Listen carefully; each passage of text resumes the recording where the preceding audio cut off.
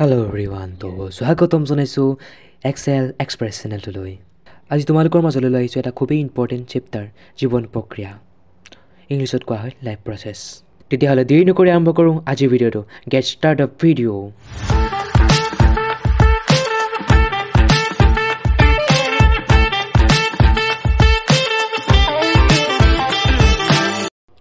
Life process পাতোঁ আমি পঢ়িব লাগিব জীৱ এটা জীয়াই আছে নে নাই, জীৱ এটাই কি কৰিলে আমি জীৱিত বুলি ক'ম, আৰু কেনেকৈ চিনাক্ত কৰিম জীৱটো জীয়াই আছে নে নাই। এই সকলোবিলাক পঢ়িম আমি লাইফ প্ৰচেছ পাৰ্টটোত। আমি খুব পঢ়াৰ সুবিধাৰ্থে আমি 4টা ভাগত বিভক্ত কৰি পঢ়িম, আৰু সেই ভাগকেইটা হৈছে পৰিপুষ্টি, শ্বসন, পৰিবহণ আৰু ৰেচন। আৰু আমি এতিয়া ডিফ্টত গৈ পঢ়োঁ আহা। জীৱন ৰক্ষাৰ বাবে যিবিলাক কাৰ্য অব্যাহত থাকিব লাগে সেইবিলাক কাৰ্যক একত্ৰিতভাৱে জীৱন প্ৰক্ৰিয়া বোলা হয়। ফাৰ্ষ্টত কৈছে কি, যিবিলাক কাম আমি জীয়াই থাকিবলৈ কৰোঁ সেইবিলাকে জীৱন প্ৰক্ৰিয়া বুলি কোৱা হয়। এতিয়া আমি পৰিপুষ্টি কাক কয় চাওঁ আহা।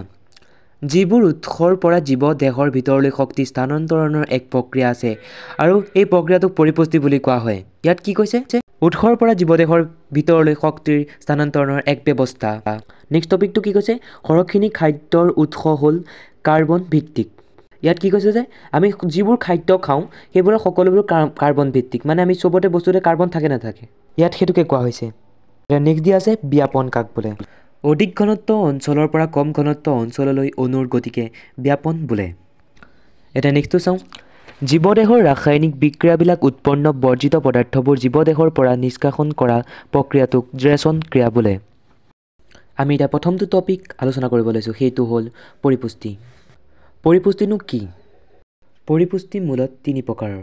সেইকেইটা হৈছে স্বপোষী পৰিপুষ্টি, পৰপোষী পৰিপুষ্টি, আৰু শেষৰটো হ'ল মানুহৰ পৰিপুষ্টি।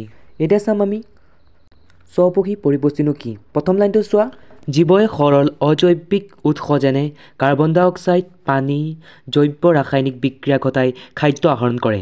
এনেধৰণৰ খাদ্য আহৰণ কৰা জীৱসমূহক স্বপোষী জীৱ বুলি কোৱা হয়। মানে ইয়াত কি কৈছে যে যিবিলাক জীৱই নিজৰ আহাৰ নিজেই প্ৰস্তুত কৰি ল'ব পাৰে সেইবিলাক জীৱক স্বপোষী জীৱ বুলি কোৱা হয়। উদাহৰণস্বৰূপে উদ্ভিদ, শেলাই আদি বিভিন্ন ধৰণৰ বস্তু হ'ব পাৰে।